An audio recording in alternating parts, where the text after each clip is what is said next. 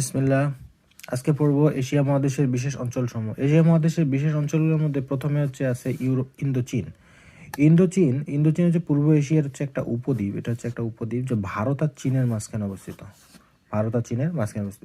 একে ফার্দার ইন্ডিয়াও বলা হয়।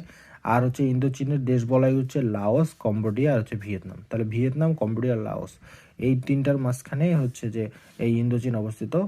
আর ফোর্ট টাইগার্স হচ্ছে এশিয়ার দ্রুত বর্ধনশীল যে দেশগুলো আছে এটাকে ফোর্ট টাইগার্স। এটা হচ্ছে সিঙ্গাপুর, তাইওয়ান, দক্ষিণ কোরিয়া আর হংকং। সিঙ্গাপুর, তাইওয়ান, দক্ষিণ কোরিয়া আর হংকং। তারপরে সুপার সেভেনের মধ্যে 7টা দেশ আছে, অর্থাৎ ওই যে ফোর টাইগার্সের সাথে আর 3টা দেশ যুক্ত হবে, থাইল্যান্ড, মালয়েশিয়া আর ইন্দোনেশিয়া। এদেরকে সুপার সেভেন বলা হয়। ইস্ট এশিয়ান মিরাকল হচ্ছে এখানে টোটাল 8টা দেশ আছে। একটা হচ্ছে যে Malaysia, Indonesia, Thailand, Singapore, Hong Kong, Taiwan, Japan আর দক্ষিণ কোরিয়া। এটার পর সেভেন সিস্টার তো ইন্ডিয়ার ভারতের উত্তর পূর্বাঞ্চলীয় 7টি রাজ্যকে একত্রে এটা বলা হয়।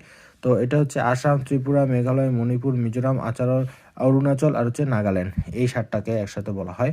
এরপরে গোল্ডেন ট্রায়াঙ্গেল হচ্ছে থাইল্যান্ড, লাওস আর মায়ানমার এই সীমান্তে পপি উৎপাদনকারী অঞ্চল। এটাকে বলা হয় গোল্ডেন ট্রায়াঙ্গেল। তারপরে গোল্ডেন ক্রিসেন্ট হচ্ছে ইরান, আফগানিস্তান, পাকিস্তান সীমান্তে অবস্থিত আফিম উৎপাদনকারী অঞ্চল। এটা হচ্ছে গোল্ডেন ক্রিসেন্ট। এরপর হচ্ছে গোল্ডেন ওয়েজ, বাংলাদেশ, ভারত, নেপাল সীমান্তে অবস্থিত মাদক পাচার চোরাচালানের জন্য বিখ্যাত। এটা হচ্ছে গোল্ডেন ওয়েজ। আর গোল্ডেন ভিলেজ হচ্ছে বাংলাদেশের কুষ্টিয়া জেলা গাঁজা উৎপাদনের জন্য বিখ্যাত, 26টা গ্রাম। আমি কি বলবো, যাই হোক।